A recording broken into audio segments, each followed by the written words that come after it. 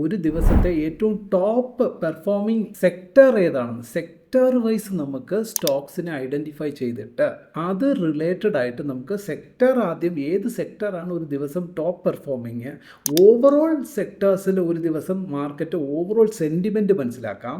അതിൽ നിന്നും top advanced ആയിട്ടുള്ള ഏത് സെക്ടറാണെന്ന് കണ്ടെത്താം, ഏത് ആണ് ഏറ്റവും വീക്ക് എന്ന് കണ്ടെത്താം. അതിൽ ഏറ്റവും അഡ്വാൻസ്ഡ് ആയിട്ടുള്ള സെഗ്മെൻറ്റിൽ തന്നെ ഏതൊക്കെ സ്റ്റോക്സ് ബെസ്റ്റ് പെർഫോമിംഗ് ആണെന്ന് കണ്ടെത്താം, അല്ലെങ്കിൽ വേസ്റ്റ് പെർഫോമിംഗ് എന്ന് കണ്ടെത്താം.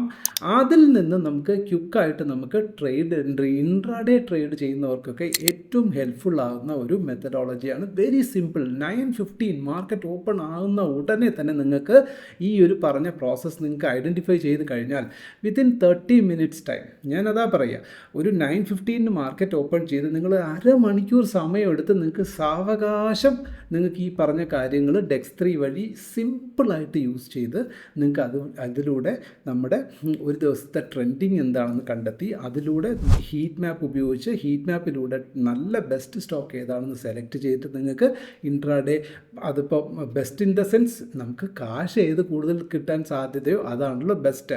അതിപ്പോൾ മാർക്കറ്റ് മുകളിലേക്കായാലും എന്ത് താഴ്പോട്ടേക്കായാലും എന്ത്. അപ്പോൾ ഓവറോൾ മാർക്കറ്റ് മുകളിലേക്കാണെങ്കിൽ അന്നത്തെ ദിവസം നമ്മൾ എന്തിലേക്കായിരിക്കണം കോൺസെൻട്രേറ്റ് ചെയ്യേണ്ടത്? ബൈയിലേക്കായിരിക്കണം കോൺസെൻട്രേറ്റ് ചെയ്യണം. ഓവറോൾ മാർക്കറ്റ് ഡൗൺ സൈഡ് ആണ് അന്നത്തെ ട്രെൻഡെങ്കിൽ നമ്മൾ സെല്ലിലേക്ക് നമ്മൾ കോൺസെൻട്രേറ്റ് ചെയ്താൽ പ്രശ്നം തീരുന്നതേ ഉള്ളൂ. ആ കോൺസെൻട്രേഷൻ ഏതിലേക്ക് പിൻ പോയിന്റ് ചെയ്യണം എന്നുള്ളതിലേക്കാണ് നമ്മൾ ഇന്നത്തെ ടോപ്പിക്ക് കടക്കുന്നത്.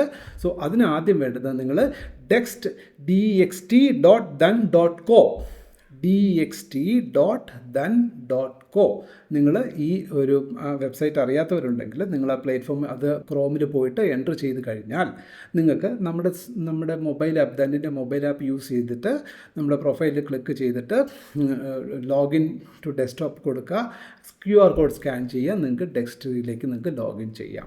ഓൾറൈറ്റ്. സോ നമ്മൾ ഇപ്പോൾ നിൽക്കുന്നത് ഡെക്സ്3യുടെ ടെർമിനലിലാണ് നമ്മൾ നിൽക്കുന്നത്. ഇതിൻ്റെ സിംപ്ലിസിറ്റി എന്താണെന്നും ഇത് എങ്ങനെയൊക്കെ യൂസ് ചെയ്യാമെന്നൊക്കെ ഞാൻ നല്ല ഡീറ്റെയിൽഡ് ആയിട്ടൊരു വീഡിയോ പറഞ്ഞിട്ടുണ്ട്. ഞാൻ അതിലേക്ക് കടക്കുന്നില്ല. നിങ്ങൾക്ക് തീർച്ചയായിട്ടും അത് അറിയണമെന്നുണ്ടെങ്കിൽ ആ വീഡിയോ കണ്ടതിന് ശേഷം മാത്രമേ ഡെക്സ്3 പ്ലാറ്റ്ഫോം നിങ്ങൾ ഉപയോഗിക്കാൻ തുടങ്ങാവൂ.